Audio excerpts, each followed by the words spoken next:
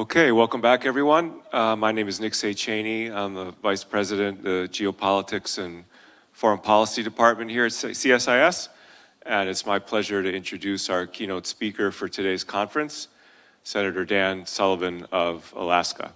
It's a very busy day on Capitol Hill, and while he wasn't able to join us physically here in the conference room, the Senator has graciously agreed to spend some time with us virtually.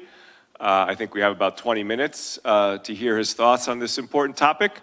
So I will forego a formal introduction. Suffice it to say that the Senator's diverse background and experience really positions him as an ideal keynote speaker for our discussion today. And we look forward to his presentation. Time permitting, we'll ask a few questions as well. So without further ado, Senator Sullivan, welcome back to CSIS virtually.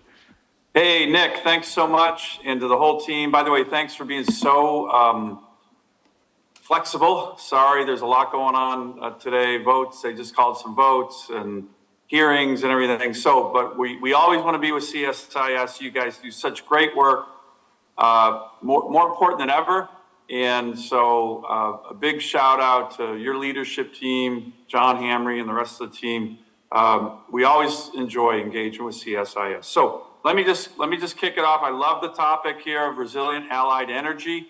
In the Indo-PACOM, it's actually a topic I care deeply about. Been working on a whole host of things.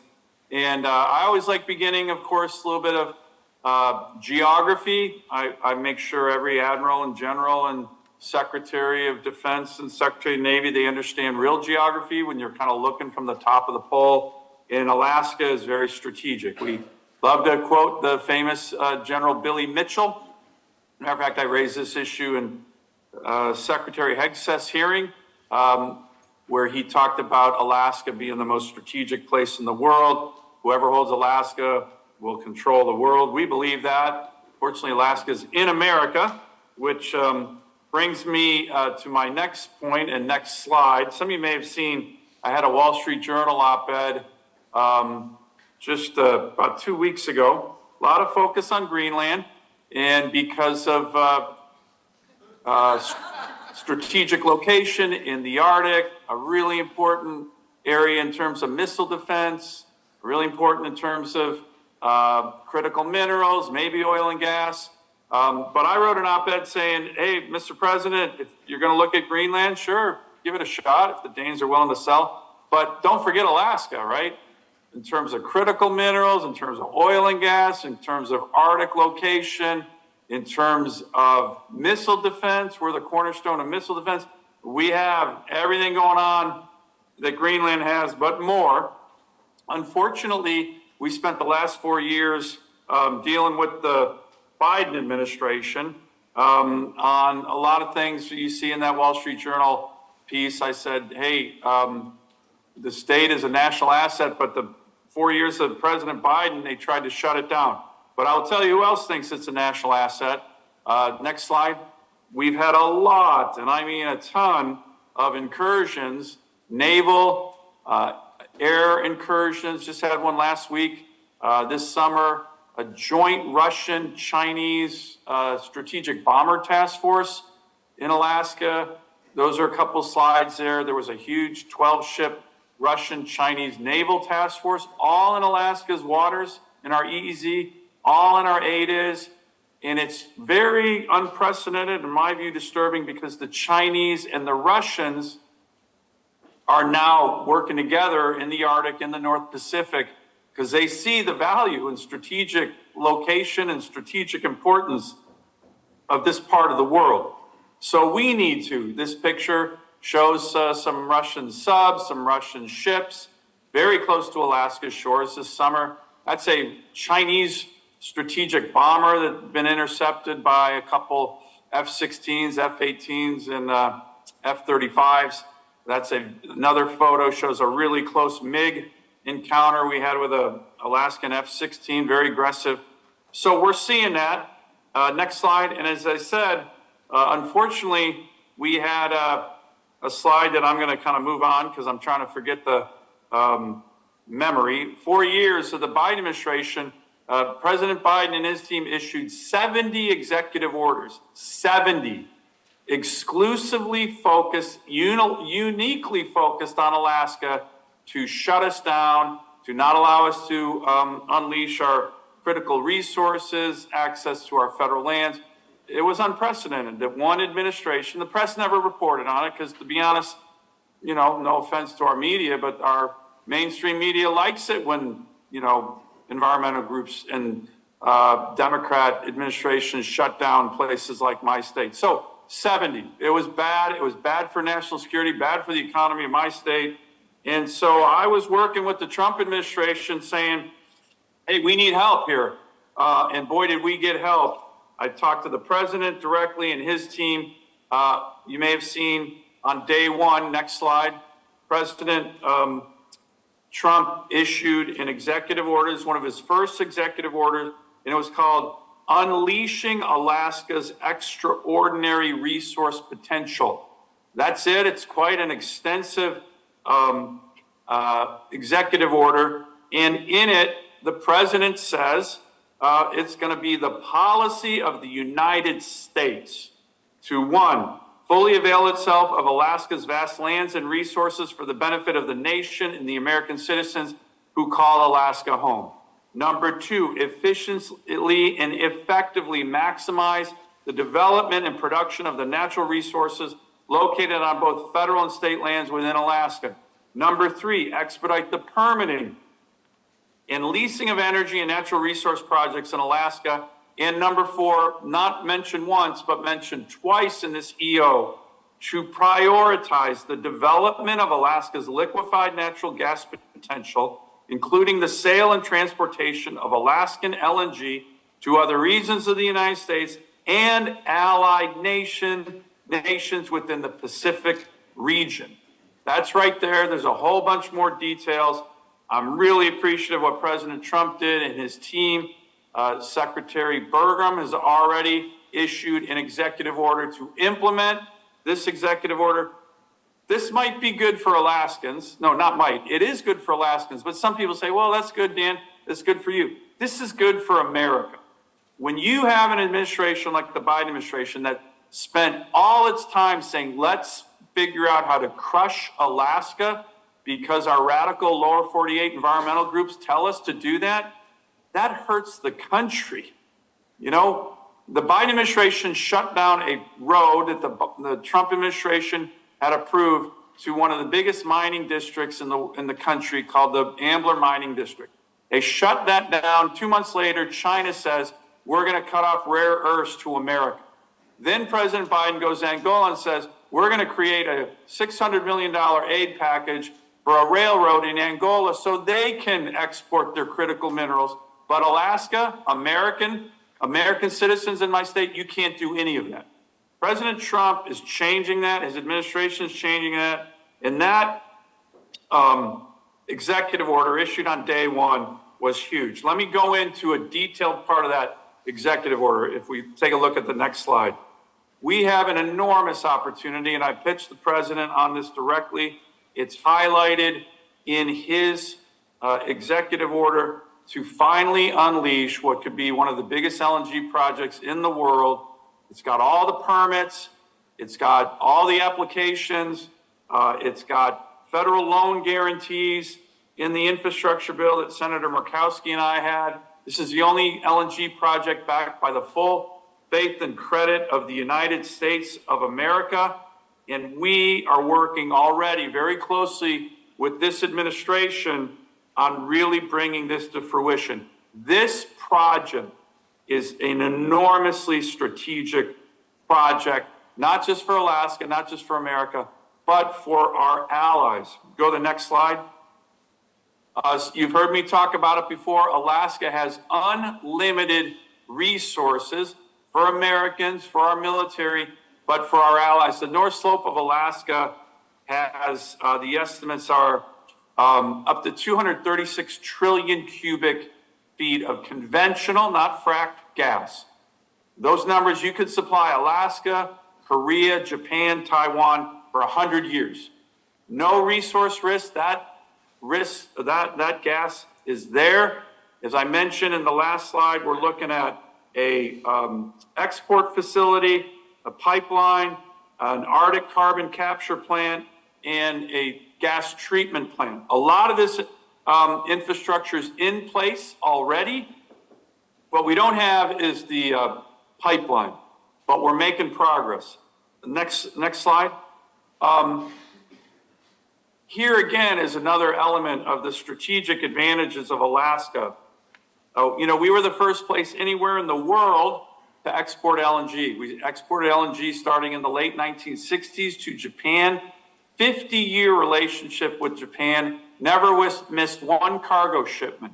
Probably the most reliable supplier of LNG on the planet Earth. Like I said, a 7-day cargo shipment to Japan, maybe 7.5 days to Korea. No choke points. You look at all the other places, particularly Qatar and other places that are supplying our Asian allies with gas. You don't have any of those challenges. And so, from our perspective, this makes enormous sense. Our Asian allies, Japan, Korea, Taiwan, no offense, they're doubling down on Qatari gas. I think that's a huge mistake. The Middle East is a very dangerous place. Qatar is sometimes they're an ally, sometimes they're not. They sponsor terrorist regimes like Hamas.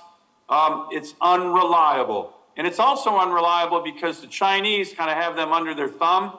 And if the Chinese ever got into some kind of conflict in the region and they told the Qataris, hey, you shouldn't ship that LNG to Japan or Korea or Taiwan, Qatar would probably listen. I'll guarantee you this, if Japan, Korea, and Taiwan are getting Alaskan LNG, maybe, escorted by U.S. Navy ships, and China says, don't send it, we're going to say to them, tough luck, we're not listening to you, China. So here's the big deal. Let me just make one final point on this. This has an enormous, if we go to the next slide, an enormous potential for regional cooperation.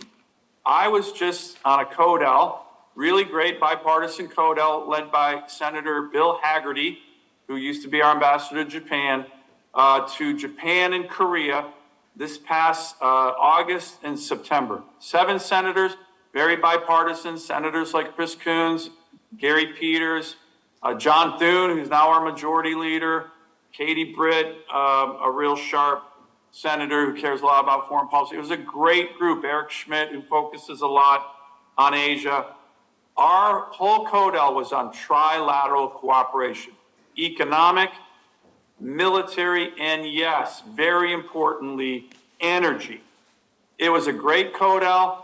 The interests, we had a big conference, the interests in Korea, the interests in Japan on energy cooperation between Alaska and those countries and Taiwan was really strong. It should be stronger now after the election in November, with President Trump highlighting the Alaska LNG project as something really, really important. In many ways, American LNG can be the counter to the Chinese Belt and Road Initiative. And yet, our allies, and I'll be a little, I'm one of the strongest supporters of Korea and Japan and Taiwan in the U.S. Senate. But, in Japan, they're still getting Qatari gas. Heck, they're doubling down on Qatari gas. They're still getting Russian gas. And this opportunity, I think, is something that we all need to seize. The president's meeting with the prime minister Friday, prime minister of Japan. I wouldn't be surprised if topics like this came up. I hope they do, because I know the president cares a lot about this energy dynamic and energy opportunity. So that's where we want to go with this opportunity. I think I've never seen the stakeholder alignment stronger on this big Alaskan project in Japan, in Korea. But I will also say this, there's private sector leaders in the United States who think that, hey, the Chinese are really interested in this, in being an anchor tenant for a project like this. That certainly wouldn't be my first preference, but I will tell you this, if Japan, Korea, and Taiwan aren't interested, and China is, maybe that's the route that this project goes. I hope not, but competition creates momentum. And what we need now, we're ready. The president and his team are ready. We need our Asian allies to be ready to not miss this opportunity to deepen security, to deepen trilateral cooperation, to make sure that they have energy security. Like I said, no one's going to turn, if there's a blockade of Taiwan and an Alaskan LNG shipment is coming through that blockade, I don't think anyone's going to mess with that shipment. Qatar gas, heck, they'll turn that around in a minute. So this is an opportunity. I think we need to seize it collectively. I think the new administration, unlike the Biden administration, really, really wants to seize it. Every cabinet official, the new Secretary of Energy, the new Secretary of Interior, the new Secretary of the Treasury, they are all fully motivated to work to get this done. So we're hoping our Asian allies feel the same way. And if they don't, then who knows? Maybe this gas will be going to Beijing in a couple of years. Not my preference, but we're going to get this done one way or the other. So with that, thank you again. This is a great opportunity for resilience in terms of energy among the United States and our Asian allies. And by the way, it will help reduce tensions. Let's face it, these countries, our allies, need the gas. Why should they get it from Russia? Why should they get it from Qatar? Let's get it from the United States of America. Let's get it from Alaska. The estimates are when this project is fully online, it could reduce our trade deficit with Asian allies by $10 billion a year. That's a good way to reduce tensions among longstanding allies. And again, that's another reason we think this is a great idea whose time has come. And I'm hopeful there'll be discussions maybe as early as Friday in the White House between leaders in the United States and Japan on this great opportunity. So with that, thank you again, guys. I probably got time for maybe, one question. I got to go vote. I'm already late for the vote. Thanks again, Nick, for you and your team being so flexible and for all the great work CSIS does on so many topics. Great, thanks, Senator. Really appreciate your presentation and your emphasis on geography, the economic and strategic benefits of unleashing Alaska's critical resources, and also the importance of allies. Really quick question, I know you got to go. What do you want from our allies like Japan and Korea? How should we facilitate coordination to make sure that energy becomes a strategic pillar of the conversation going forward? What should we be doing in the near term? Look, I think it's a great question. I had a great meeting with the CEO and his team of Glenfarne. That's the entity that's going to be running this project. But we have really big producers of natural gas, Exxon, Conoco, on the north slope of Alaska, Hillcorp. What I think is the most important thing right now is a commitment that, hey, we will do, a certain amount of a long-term contract with Japan, with Korea, with Taiwan. And that enables, you get those long-term contracts in place. That enables the investors. And there are some of the biggest investors, I won't name names, some of the biggest investors in the world who have said, if we get those long-term contracts, we can finance this project. And look, we would welcome Japanese or Korean upstream investment. This also, I didn't even mention it, has an enormous opportunity for data centers co-located next to huge amounts of energy.